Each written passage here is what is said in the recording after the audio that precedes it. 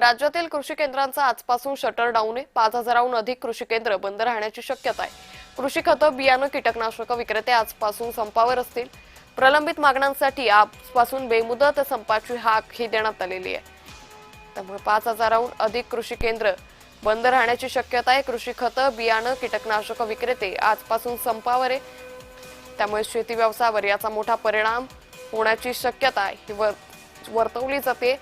धान खरेदी मर्यादा न वाढवल्यानं शेतकरी आक्रमक झालेले आहेत। तर शेतकऱ्यांना घेऊन काँग्रेस आंदोलन करणारे राज्यातील कृषी केंद्रांचं आजपासून शटर हे डाऊन असेल। 5,000हून अधिक कृषी केंद्र यावेळी बंद राहण्याची शक्यता आहे। कृषी खतं, बियाणं, कीटकनाशक विक्रेते आजपासून संपावर जाणार आहे। आपल्या प्रलंबित मागण्यांसाठी आजपासून बेमुदत संपाची हाक ही देण्यात आलेली आहे। त्यामुळे एकीकडे वातावरणाचा परिणाम हा शेती पिकांवर होत असताना दुसरीकडे मात्र आपल्या प्रलंबित मागण्यांसाठी कृषी केंद्र बंद राहणार असल्याची माहिती सध्या समोर येते। कृषी खतं, बियाणं, कीटकनाशक विक्रेते आजपासून संपावर जात आहे। त्यामुळे राज्यातील कृषी केंद्रांचं आजपासून शटर हे डाऊन असेल अशी माहिती सध्या समोर येते।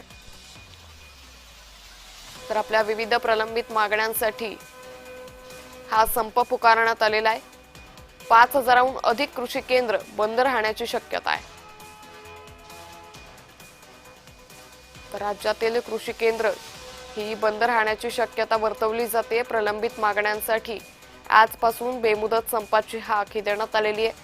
आता सरकार या संदर्भात कशा पद्धतीने उपाययोजना करतं हे पाहणं अतिशय महत्त्वाचं ठरणार आहे। 5,000हून अधिक कृषी केंद्र बंद राहण्याची शक्यता आहे।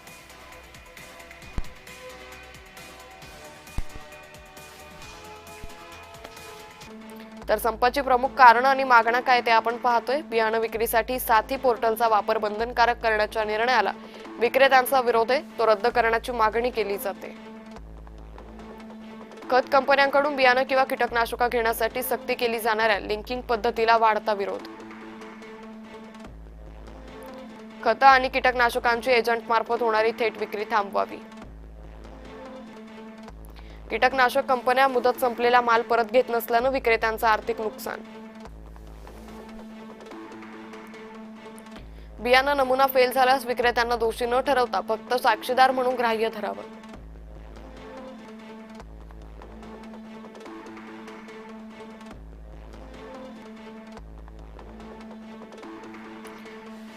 तर अशा विविध प्रलंबित मागण्यांसाठी हे आंदोलन पुकारण्यात आलेले आहे।